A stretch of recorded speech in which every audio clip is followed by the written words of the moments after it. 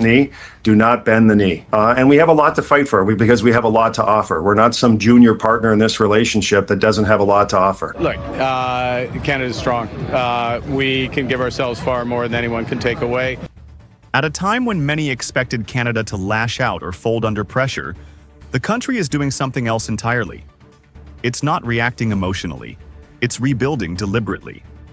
Just days after President Trump imposed a 35% tariff on Canadian goods not covered by CUSMA, Prime Minister Mark Carney made it clear. There would be no tit-for-tat escalation, no short-term theatrics. Instead, Canada is focusing inward, realigning its economy, strengthening domestic supply chains, and preparing for a future less dependent on the United States. This isn't just rhetoric. From Vancouver to Ottawa, the Carney government is channeling public frustration into long-term investment, rebuilding infrastructure, expanding value-added sectors, and exploring new trade corridors.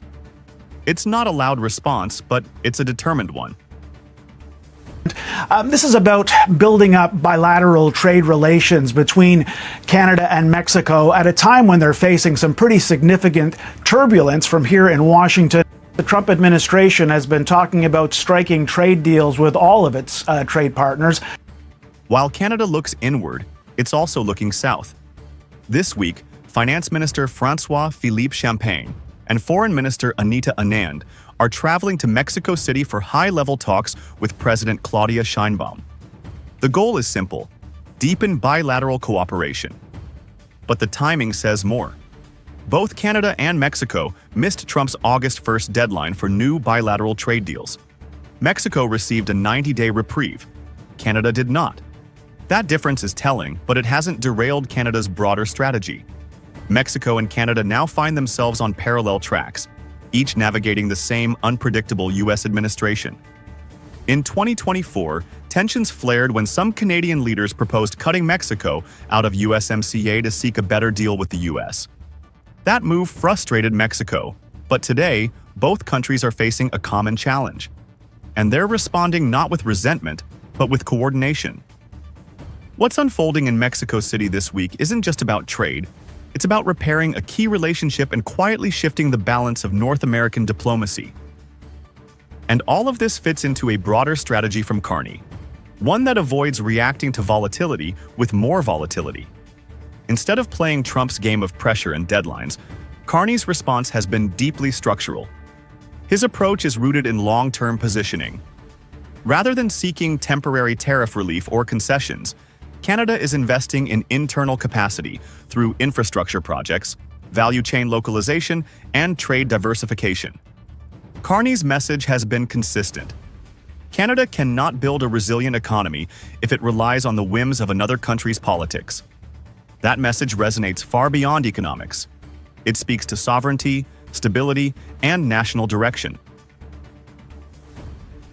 And there is no way that Canada should step down and say, okay, we're willing to take a second-rate deal for the next 3.5 years. That would be unfair to Canadians. That would be unfair to our economy. This position is not just held at the top. On the ground, local leaders in Canada's most affected regions are echoing the same sentiment. In Windsor, Ontario, home to Canada's auto manufacturing hub, Mayor Drew Dilkens has spoken out against accepting a second-rate deal just to placate Washington. The economic cost is real. In recent weeks, major manufacturers like Stellantis have reported billion-dollar losses, and the added uncertainty from fluctuating tariffs is stalling investment. But the pushback from industry and government hasn't been desperation. It's been resolve. Canada remains at the negotiating table. But it's no longer negotiating from a place of urgency. It's negotiating from a place of strategy. So while Trump tightens the grip, Carney is building bridges, carefully, patiently, and beyond the usual channels. The partnership with Mexico is just one lane in a broader network Canada is rebuilding. It's a move not of isolation, but of insulation, guarding the country against external shocks and asserting its position as an equal in any negotiation. This isn't about Canada resisting for resistance's sake. It's about crafting a different kind of leadership, one that doesn't depend on appeasing the loudest voice, but on making the smartest long-term moves. And in that sense, the real story isn't just about tariffs. It's about who gets to define the rules in the next era of North American trade. In a social media post, Trump said, quote, "The August 1st deadline is the August 1st deadline. It stands strong and will not be extended." President Trump announced a tariff extension for Mexico this morning, posting to social media, "We have agreed to extend for a 90-day period." On July 31st, the White House stood firm. No country would get an extension. August 1st was the final cutoff. That's what the world was told. No delays, no exceptions. The US would begin slapping 35% tariffs on goods from any nation that hadn't signed a new trade deal. But hours before the deadline, Trump changed his mind. Mexico got a 90-day extension. Canada didn't. This wasn't a small footnote. It revealed something deeper about how Trump's trade strategy is playing out and who it's really targeting. Mexico is a very unique situation of all the other countries around the world because, of course, we share our southern border with Mexico. The administration had spent weeks repeating that there would be no further delays. The tariffs were set in motion months ago and had already been pushed back once, from April to August. Officials said publicly that countries had time and the deadline would be enforced. But just before midnight, Trump suddenly spared Mexico. The reason? According to his spokesperson, Mexico is a unique case because of its shared southern border and recent cooperation on stopping drug and human trafficking. That framing sounds logical at first, but when Canada is brought into the picture, the logic starts to unravel. Canada also shares a long land border with the United States, over 5,500 miles, the longest undefended border in the world. The two countries are deeply tied through CUSMA, which still governs the majority of their trade. So why didn't Canada get the same 90-day grace period? Trump's team didn't offer a clear answer. What's clear, though, is that Canada wasn't even in the running for an exemption. Instead, the White House seemed focused on escalation. Just hours before tariffs took effect, Trump cited issues far outside trade, like Canada's recent recognition of Palestine, as a reason for breakdowns in negotiations. It had nothing to do with customs or commerce, and everything to do with politics. This wasn't about trade strategy, it was pressure politics, plain and simple. The same playbook Trump used on Brazil. Trump's decision to exempt Mexico wasn't rooted in a broader policy shift. It was a political calculation. While the administration framed it as a border issue, that logic crumbles under scrutiny. The US has critical economic and security ties with Canada too, especially in energy. Canada supplies over 4 million barrels of oil per day to the US, according to the US Energy Information Administration, making it America's top foreign energy source by far. Yet no exemption was offered. The real difference? Mexico agreed not to retaliate. Canada didn't. Prime Minister Mark Carney continued negotiations but refused to rush into a lopsided deal. And in Trump's world, standing firm doesn't earn you more time, it earns you a target. Well, they have to pay a fair rate. It's all. It's very simple. They have been charging very, very high tariffs to our farmers. Farmers very badly. They've been treating our country very badly for years. And look, we like Canada. I love Canada. I have so many friends in Canada. But they've been very poorly led. Despite the pressure, Canada didn't blink. Trump's move may have been designed to trigger panic in Ottawa, but it didn't. Officials stayed the course. No public outburst, no rushed announcement, no last-minute signature. While Mexico's deal is still undefined and its exemptions temporary, Canada is choosing clarity over chaos. Economists from multiple Canadian outlets have pointed out that over 80% of Canadian exports still flow tariff-free under CUSMA. That buys time, and more importantly, it gives leverage. This guy will say something one day, and he'll wake up, and the cheese slips off the cracker, and then all of a sudden he goes the other way. And you're thinking, how do you deal with a guy like this? What we saw on August 1st wasn't a rulebook being followed. It was one man's playbook, where deadlines bend, allies are tested, and pressure is personal. Trump gave Mexico more time because it fit his optics.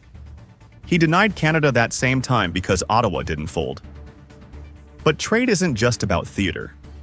And Canada's refusal to rush shows that it understands that. In the end, that calm might prove to be its strongest move yet.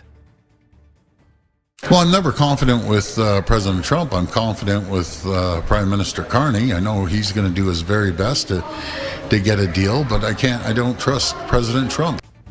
For years, Doug Ford was one of Trump's quiet allies north of the border. From 2018 to 2022, even during tense trade disputes, the Ontario Premier often avoided public criticism of the U.S. president. But that chapter is now closed.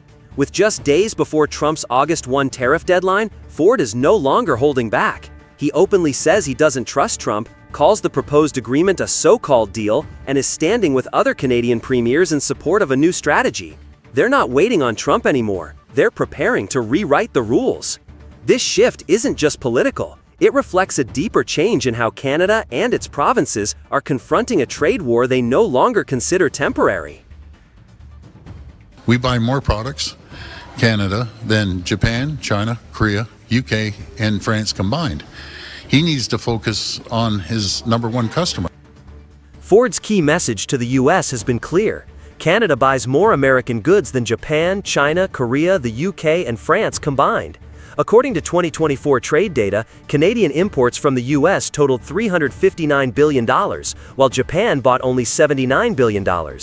It's a strong point, simple, powerful, and aimed at American consumers and voters, but it may fall flat with Trump. This administration isn't rewarding past loyalty. Instead, Trump is focused on trade surpluses and future commitments. The deals he's already signed with Japan, the EU, and the UK were all based on new pledges to buy U.S. goods, not on who was the biggest customer yesterday. So Canada's moral leverage may not translate into negotiating power. The question is Trump even listening? The New Brunswick lumber producers say they are deeply troubled by the decision to increase the duties by over 14% to negotiate a softwood lumber deal now than it has been in the past. Minister LeBlanc, who's leading the trade discussions with the Americans on all commodities, now has softwood lumber on the top sheet. Trump isn't pushing for a comprehensive trade deal. He's playing a tactical game, applying targeted tariffs to isolate industries, pressure regions, and weaken unity. First it was aluminum and steel, then autos, now it's softwood lumber.